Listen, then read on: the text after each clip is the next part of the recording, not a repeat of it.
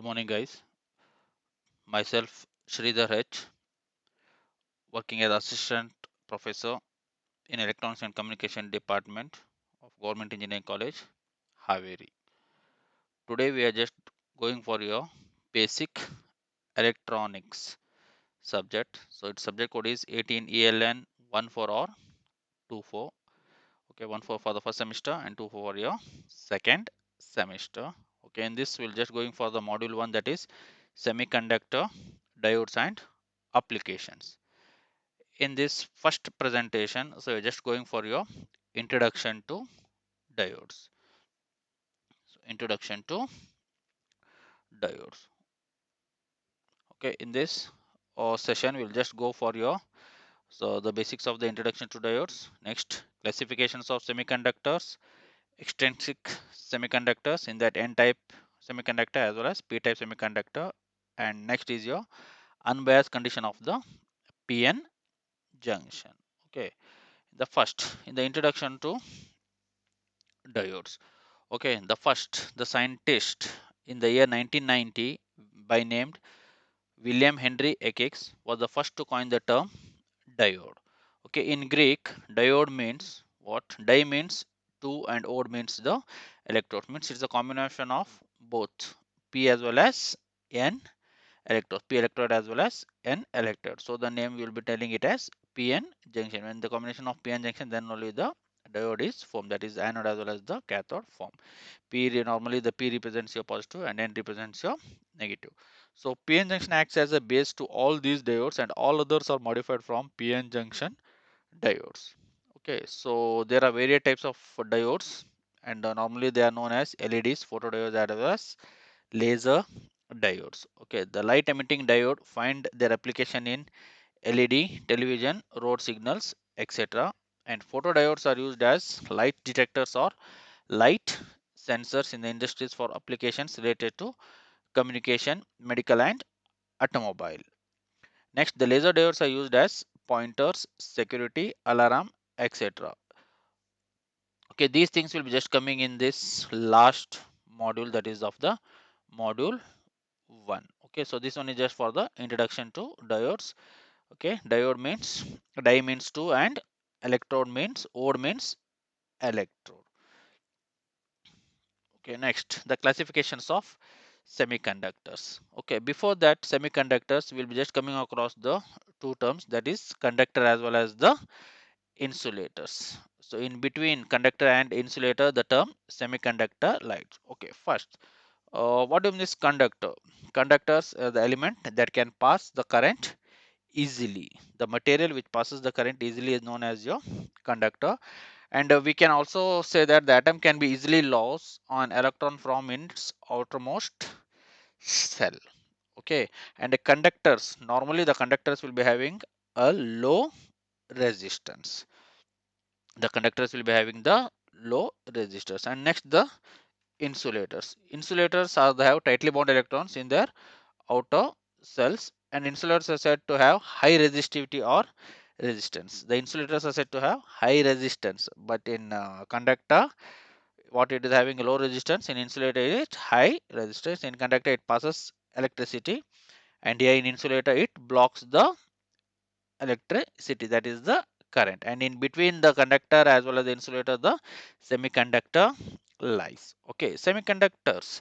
So what is the basic definition of a semiconductor? Semiconductors are those materials that have a resistance between that of conductors and insulator. So it will be having both the combinations of conductors as well as insulator. So the name terms as semiconductors. And here the electrons are not free to move, but they will be having a little energy for the conduction. Okay, next, the two most common semiconductors are silicon and germanium. Okay, now how this semiconductors or conductors and insulators are being divided depending upon what? Depending upon the energy bands. The energy bands. So what are the conduction band as well as the valence in between the energy band? So depending upon that difference, the conductor, insulator as well as the semiconductor will be just. For the insulator, it will be very much higher, that the energy gap is higher. For semiconductor, it is in the middle part, and for the conductor, that will be that is the conduction bond as well as the valence bond will be having a overlap.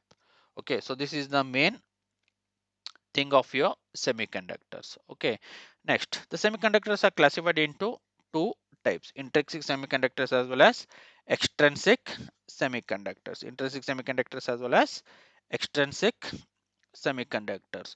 The intrinsic semiconductor, what is, so that one is known as your,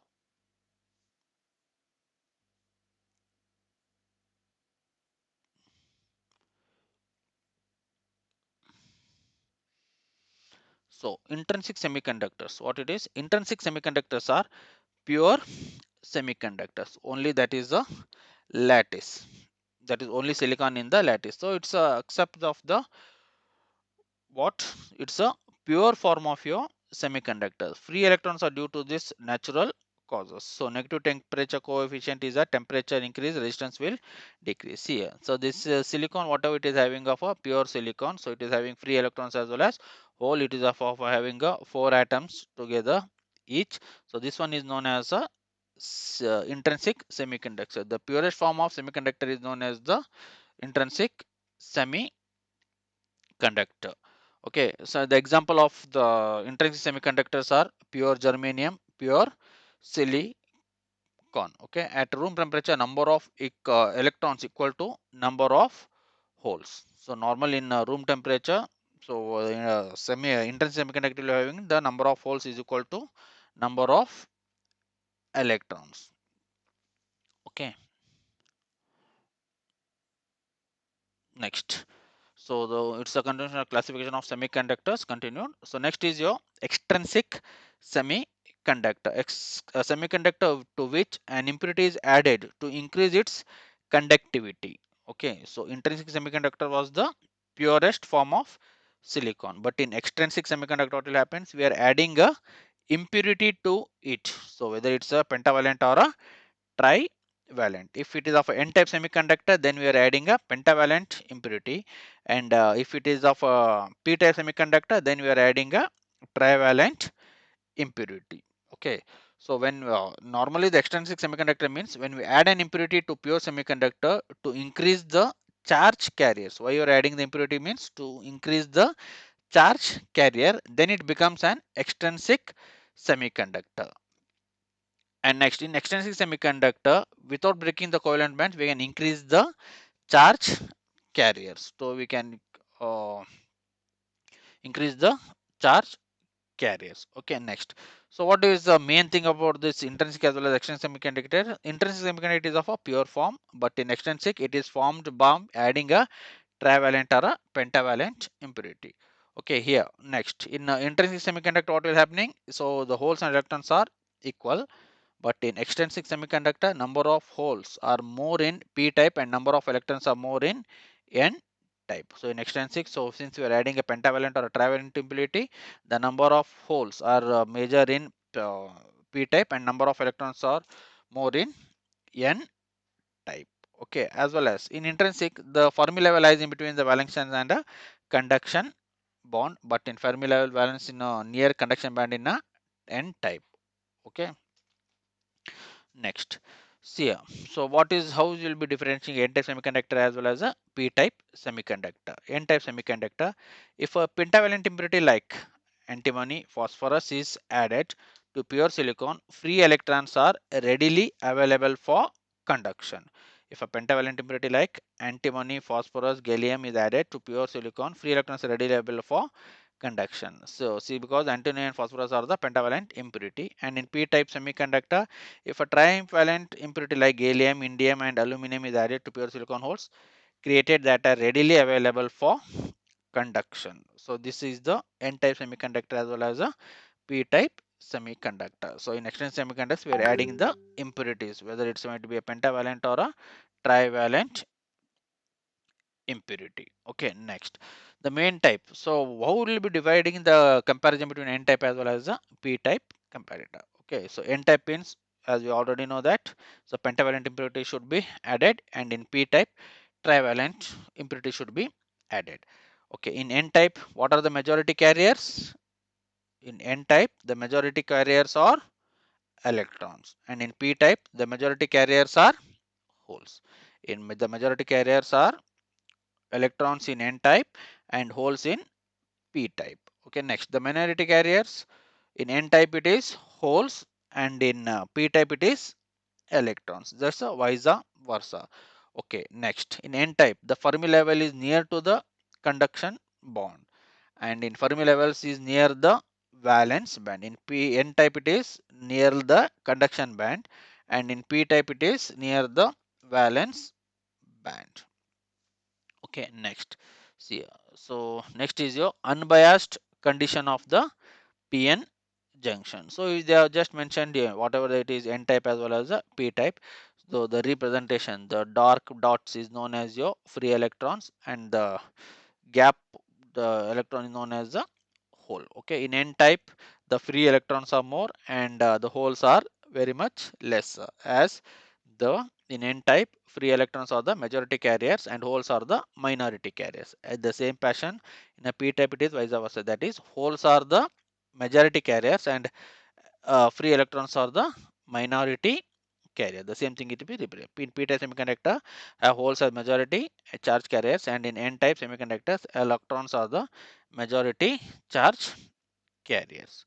Okay, next, the unbiased PN junction continued. Okay, so when we just group together P as well as N type, so what will happen? The free electrons as well as the holes, due to diffusion, because already the diffusion. So what is this by diffusion process? So what is meant by diffusion? Diffusion means moving of electrons from higher concentration gradient to lower concentration gradient. So if the holes are been many, then it will be passed to the N-type material, and if the electrons are bigger, then it is passed to the P-type material. So this is the due to the diffusion, electrons in the N region diffuse across the junctions into the P region combined with holes in P region near the junction, with the result that negative charge is established in the negative charge is established in this region. Okay, next, so how the charge will be moving from electrons to holes? See here, electrons to holes. So there is a carrier of the charge. Holes in the P region diffuse across the junction into the N region combined with the electrons in N region near the junction, with the result that positive charge is established in this region. So in this, so in the N type, so when the electrons is moving towards the hole, then here the positive charge will be just accumulated. Okay, in a N type. In the same fashion, next slide. Okay, see here. So eventually diffusion stops when the when the what happening, when the electrons is crossed over the P type, then here the positive electrons have been holes have been charged towards the N type material, and the negatively charged, that is electrons have been charged in a P type material. Okay, see here. Eventually diffusion stops when the negative charge on the P side repels electrons and positive charge on the N side repels holes. Okay, so what is the main means? The charge on the P side repels electrons and positive charge on the N side repels holes. In the N times, the positive charge has been repelled, as well as in P type, the negative charge has been repelled. Okay, so this one is the part, so where the charge is being deputed is known as the depletion region. Thus, in depletion region of N side material, positive donor ions and P side material acceptor ions remain, which acts as a barrier for further movement of charges from either side. So this one is known as your PN junction. Okay, so what it is means, until and unless we'll just give a power supply, it is just going for a what, the depletion region. Here the inside materials are the positive donor, and in P side it is a negative donor. Okay, the region on either side of the junction which is totally devoid of charge carriers is termed as depletion region or barrier potential. Okay, the region where, see, this region is known as the depletion region or depletion region or barrier potential.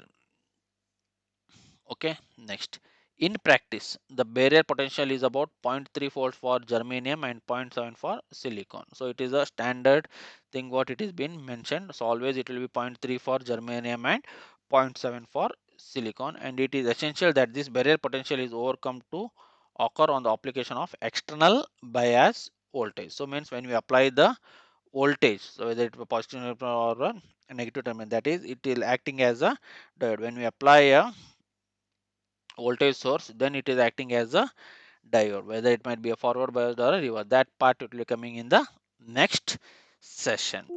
Okay, next. So this one is the unbiased condition of this one. Okay, so what we are just going through in this total session, what it is, first thing is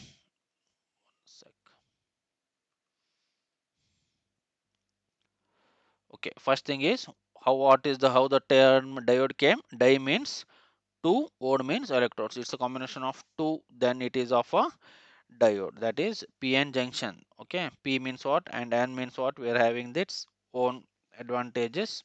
Okay, so next, semiconductors are classified into two types, that is intrinsic semiconductor as well as extrinsic semiconductor. Intrinsic means pure form is known as your intrinsic semiconductor, and extrinsic semiconductor means what, it is of a added impurity, whether it may be pentavalent impurity or a trivalent impurity. Okay, in intrinsic semiconductor, what is happening, the holes and electrons are same, but in extrinsic, what it is happening, number of holes are more in p type and the number of electrons are more in n type. Okay, next, the Fermi level. So the Fermi level lies between valence and conduction bonds, but in extrinsic semiconductor, Fermi lies near valence band and in p type, and near conduction band in a n type. Okay, so this one is the intrinsic semiconductor as well as extrinsic semiconductor. So depending, if it is of n type, then we are adding a pentavalent impurity. If it is a p type, then we are having a trivalent impurity. Okay, so this one is the simple form of n type and p type. In n type, free electrons are the majority carriers, and in p type, holes are the majority carriers. So diffusion is process in which they are adding a impurity. Okay, so this is the part what it is known as the depletion region or the depletion region. Means in n type, the positive, the holes are being accumulated, and in p type, the negative charge has been applied.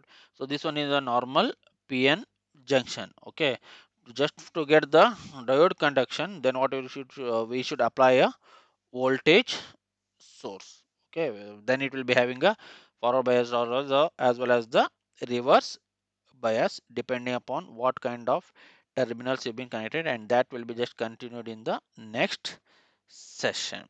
Okay, and the main thing is the barrier potential, that is for germanium it is 0.3 volts and for silicon it is 0.7 volts. So this one is the main thing for why we are taking for why the people are going for this silicon is, so its barrier potential is of 0.7. Okay, thank you.